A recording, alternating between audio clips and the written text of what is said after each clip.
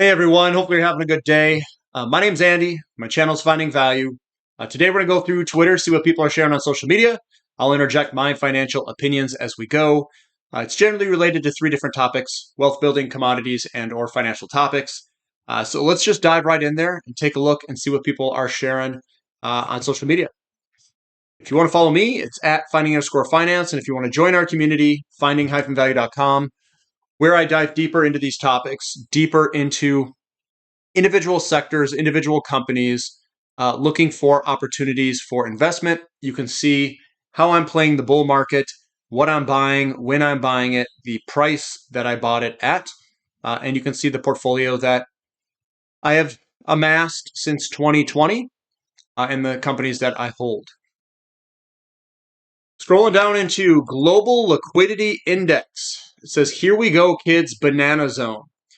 We bottomed exactly in the Bitcoin bottom, peaked exactly at the Bitcoin top. Look out for 2025. And what they've got is a sine or cosine wave going back and forth. They've overlaid that on the global liquidity, which is in the blue. The cycle is that long-term cycle. And you can see that global liquidity has turned up in 2024. And it looks to be peaking sometime in 2025, 2026.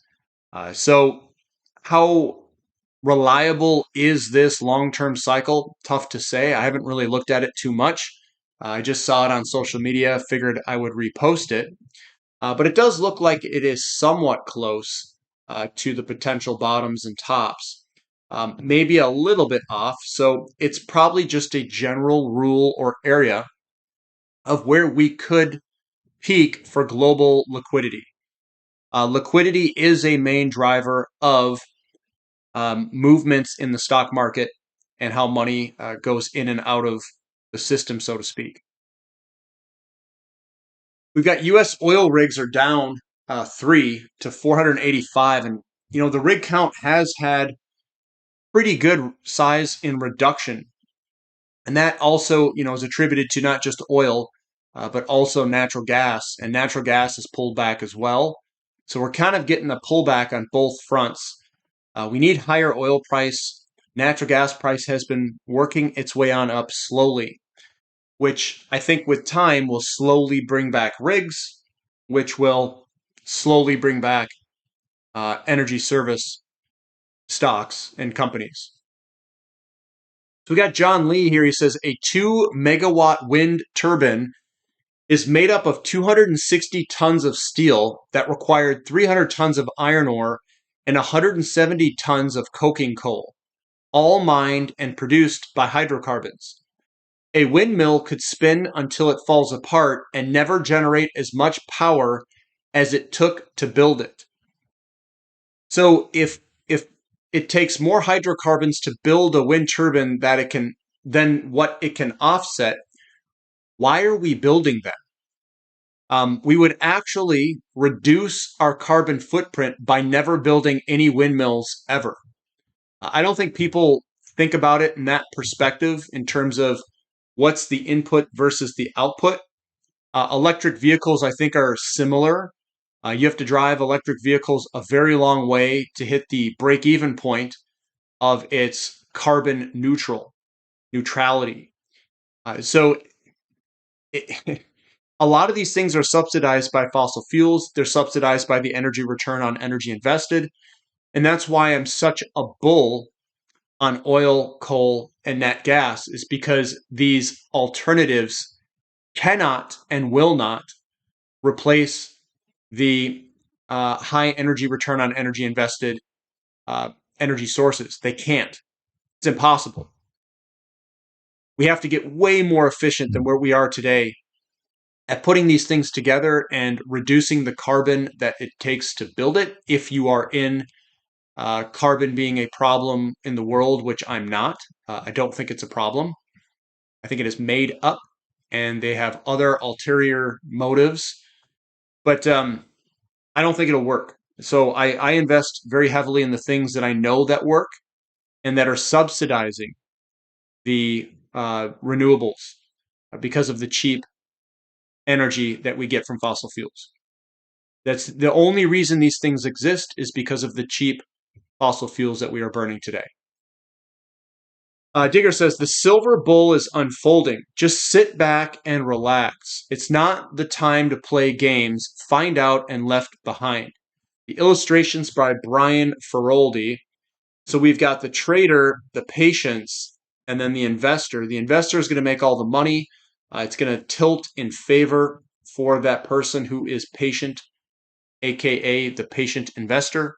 The trader might make a little bit of money, but they're not going to make as much as the investor. And that's exactly what I found in investing in my career.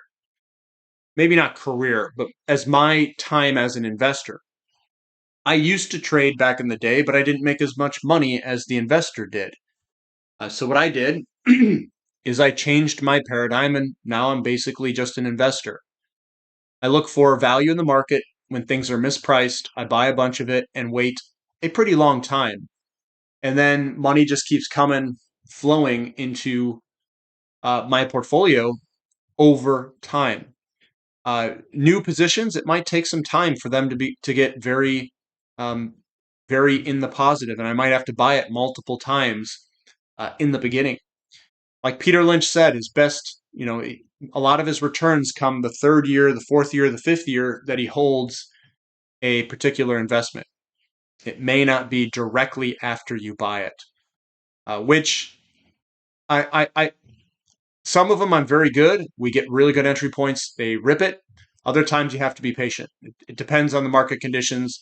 Depends how easy or hard those market conditions are to read, and where we're at in the cycle, and how fast investors kind of jump on that trend when it starts to inflect as well. But I think the silver bull market is here, guys. I think it's right in front of us. We're going through it. We've broken through the big resistance lines of the handle portion of the cup and handle. Just sit. It's so much better to just sit and be in the investment while it goes up than trying to trade all around it and make short-term timing things, which barely works anyway. Jeff says the push down to just plus 3.3% US CPI was encouraged by China's producer price index, which printed double-digit negative year over year for several months in 2022 and 2023. This deflationary benefit has passed now that China's PPI series has stabilized and is once again rising. So what they're saying is that we had a big consumer price index move from 2020 to 2021, but we got this deflationary downdraft that helped the United States pull back down because of China's deflation. That deflation was rooted in their demographic falling off a cliff that was going to come and buy homes. And they had a big credit deleveraging event and a real estate crash in China. But now it is coming on back, and we'll see if we get a move higher in the US CPI because we don't have that. We'll call it a tailwind. We don't have that tailwind behind us of the China producer price index falling off a cliff.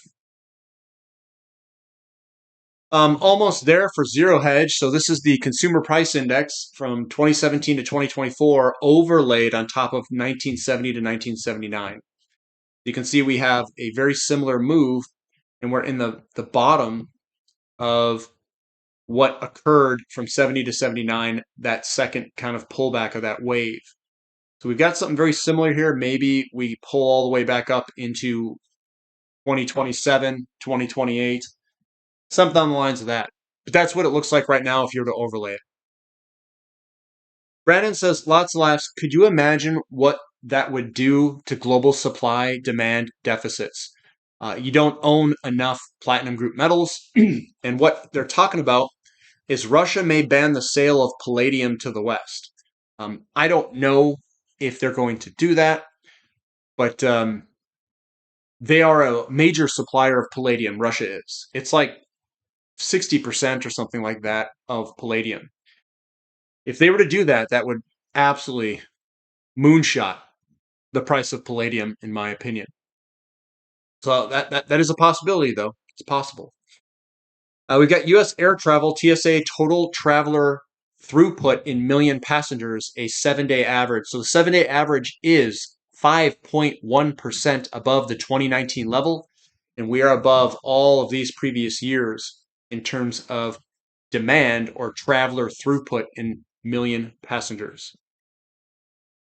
Energy headline news. We've got EIA, the crude inventory levels had drawn down by 2.5 million barrels. Cushing is flat. Gasoline's down 2.2 million barrels, and distillates are down about 1.8 million barrels. So some pretty big draws across the board for all of those products. In gold, we trust the optimal allocation of gold in your portfolio is 14 to 18%. This is for the optimal gold allocation for risk-adjusted returns maximization. Gold allocation is the x-axis, and the Sharpe ratio is the y-axis. So they've got it somewhere between 14 and 18. I'm a little bit on the right side of this, only because I can see dramatic moves in my portfolio where I have to continually rebalance it upward. So I basically, this is my savings. I consider gold, silver, platinum as savings, and I keep my savings in precious metals. It provides liquidity. It provides stability to the portfolio. It's also the least risk asset to hold. It's less risk than cash. It's less risk than bonds and all the other stuff in the markets. It is a way to also inflation protect your savings. So I go a little bit higher than 14 to 18%. I'm in the low 20s or something like that for the majority of the time. Sometimes that does fall down to 14% if the portfolio goes up quite a bit in the equity side, and then I try to rebalance over time. But I also think that it's okay to up this stake when precious metals are cheap against financial assets, which they are right now. So you can also take a bet right now when precious metals are cheap against financial assets in terms of ratios, which they are incredibly cheap. Silver's cheap, platinum's cheap, gold's cheap against financial assets. You can overweight it because the risk is just so low in them. That's another reason why I would overweight during certain periods of time. The fact that people will be full of greed, fear, or folly is predictable. The sequence is not predictable. The sequence.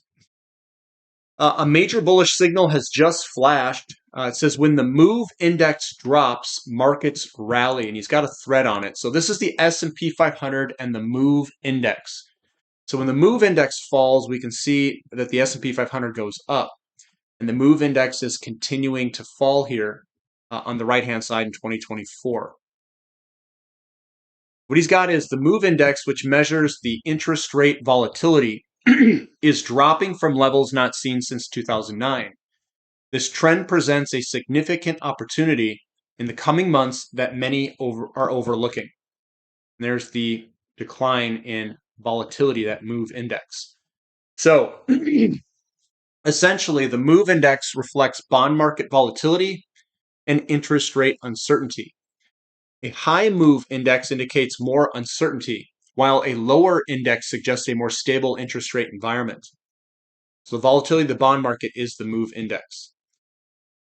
We've seen high interest rate uncertainty in 02, 09, and 2020.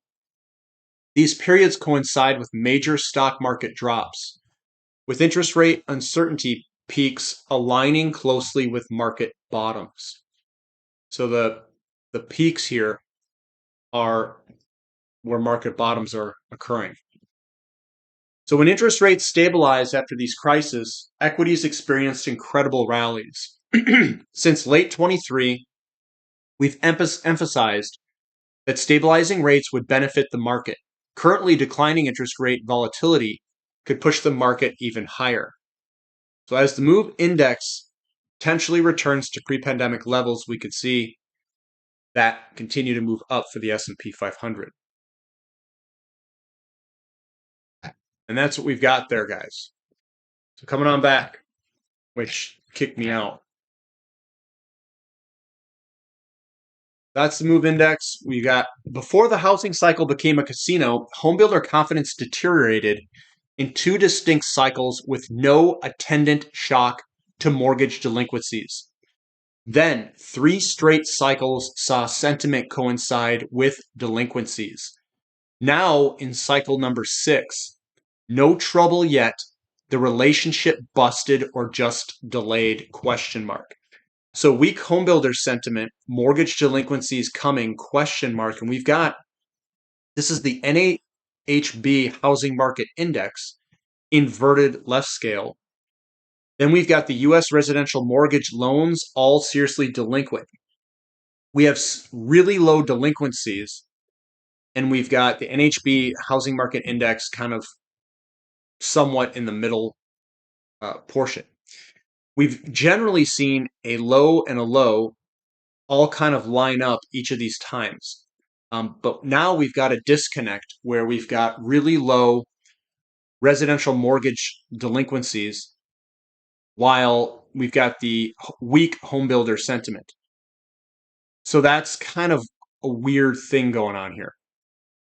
Maybe it has something to do with the affordability and interest rates, because we saw this coincide here in 2019, 2020, and then we saw it kind of like roll up with interest rates and delinquencies, but now it's back down to a very low level, and it's like, what's going on here? We should be at sentiment levels that are very strong for home builders, given where delinquencies are at.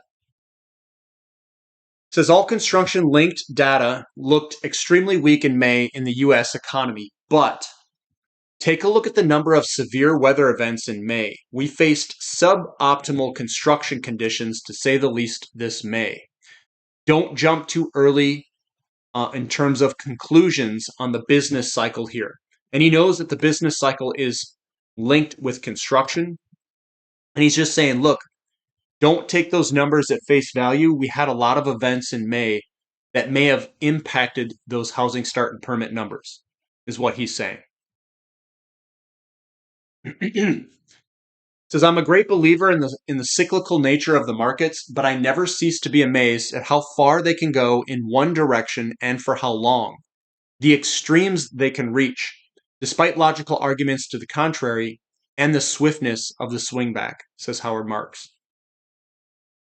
Peter Sutherland says, don't look now, but Brent is pushing $86 a barrel in June, and inventory draws are just getting started.